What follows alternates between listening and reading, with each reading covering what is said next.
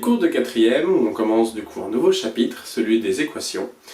Nous allons du coup apprendre à résoudre des équations du premier degré, vous verrez un petit peu plus tard tout ce que cela veut dire. Simplement, ça va être des équations, donc des écritures comme ceci, dans lesquelles nous aurons des inconnus, des variables, et le but va être pour nous de réussir à trouver pour quelle valeur de cette variable, cette égalité-là est vraie. La première leçon s'intitule « Tester une équation » ou alors « Tester une égalité », c'est la même chose. Notre but va être d'essayer, pour différentes valeurs de x, de voir si cette égalité est respectée ou non. Donc là, nous avons par exemple une première équation, 2x plus 1 est égal à x plus 4. Ce qu'il faut bien commencer par analyser, c'est la structure de l'équation. Nous avons ici ce qu'on appelle le terme de gauche, et ici ce que l'on va appeler le terme de droite. Au milieu, un signe égal, ce qui veut dire que ce côté-là, ce terme de gauche, est strictement égal à ce côté-là. Autrement dit, 2x plus 1 égale x plus 4. Maintenant, tester une égalité. Un test va forcément finir soit par deux options, soit le test sera vrai, soit le test sera faux.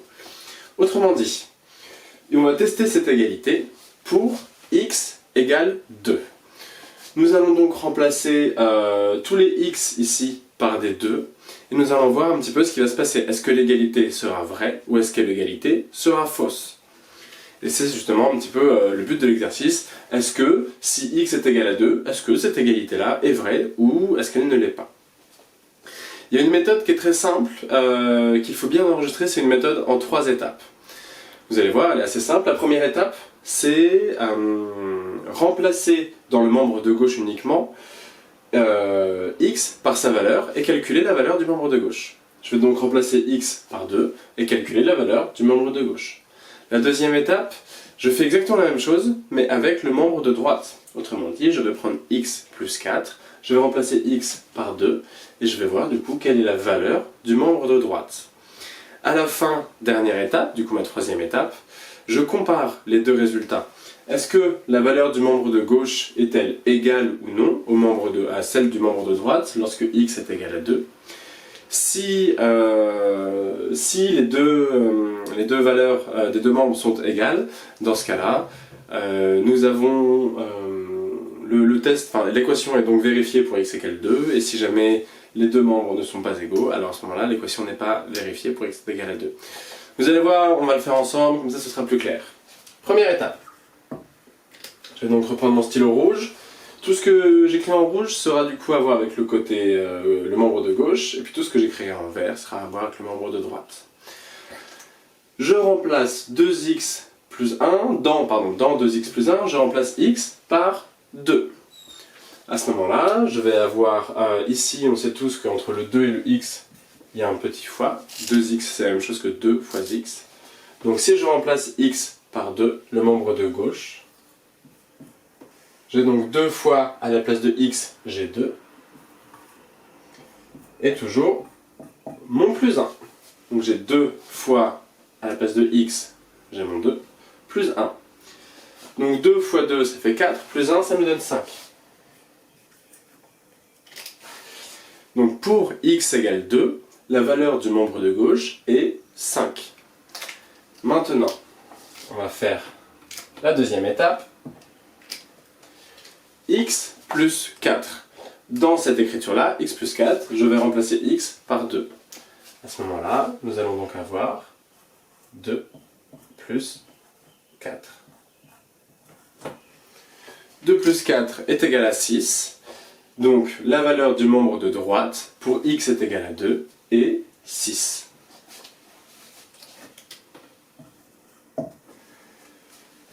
Donc, dernière étape, la troisième, je compare les deux résultats.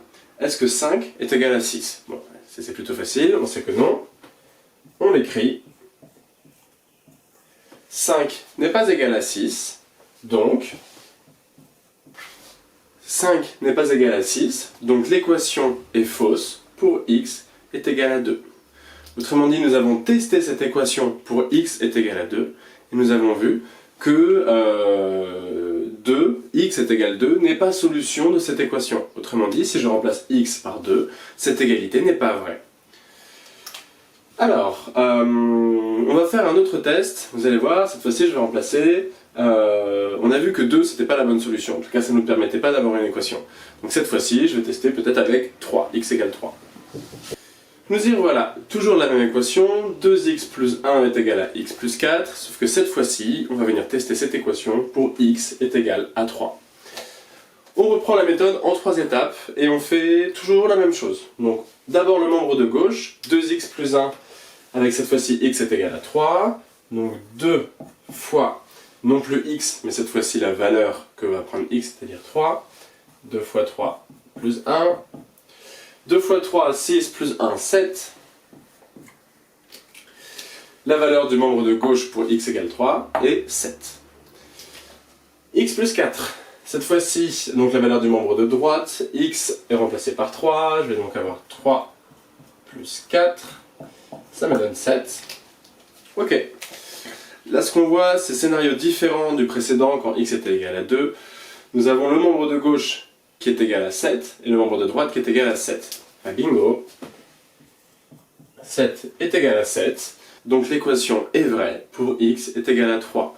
Autrement dit, x est égal à 3 est solution de l'équation que nous avions au début, donc 2x plus 1 est égal à x plus 4. Si je remplace x par 3, alors ce côté-là est égal à ce côté-là. D'accord? Il ne faut pas vous méprendre, toutefois, x est égal à 3 est une solution. Peut-être qu'il existe d'autres solutions de l'équation. On ne peut pas affirmer que c'est l'unique solution, pour l'instant, on peut juste affirmer que c'est une solution. Donc au tout début de ce chapitre, on commence tout simplement à tester des égalités, donc à remplacer, voilà, avec la méthode en 3 étapes, qu'il faut bien avoir compris. On commence par tester les égalités avec des nombres de variables que moi je vais vous donner, donc soit ce sera vrai, soit ce sera faux, ce sera à vous de me le dire. Et un petit peu plus tard dans le chapitre, sur la prochaine étape, on apprendra à ne plus tester, mais à trouver directement la solution, parce que les tests ça marche bien, c'est facile, mais c'est long. C'est-à-dire que si on veut trouver une solution sans du tout savoir ce qu'on cherche, on peut en essayer plein des nombres, et peut-être qu'il n'y en a qu'une solution, il y a même des équations qui n'ont pas de solution. À ce moment-là, on peut quand même passer pas mal de temps à faire des tests, peut-être pour rien. Donc on apprendra après à résoudre des équations directement. Vous verrez, ça se passera bien. Je vous mets une petite fiche d'activité sur le Padlet, j'espère que ça ira pour vous. Si jamais vous avez des petites lacunes en calcul littéral, c'est le moment de bien s'accrocher pour recomprendre. N'hésitez pas à ressortir vos cours de 5e, si jamais vous avez un petit peu de mal justement avec le multiplier entre un nombre et une lettre, essayez de retrouver vos cours sur justement de calcul littéral en 5e, sur les conventions d'écriture, pour voir un petit peu comment est-ce que tout ça marche. N'oubliez pas la simple distributivité, mais également la double distributivité. Là, dans ce chapitre des équations, on va utiliser un petit peu tout ce qu'on sait faire sur le calcul littéral. Donc c'est le moment de retourner voir certaines de mes anciennes vidéos, si jamais il y a des petits soucis, et vos cours de 5e. Voilà, je vous souhaite bon courage les jeunes, et une bonne journée. Au revoir.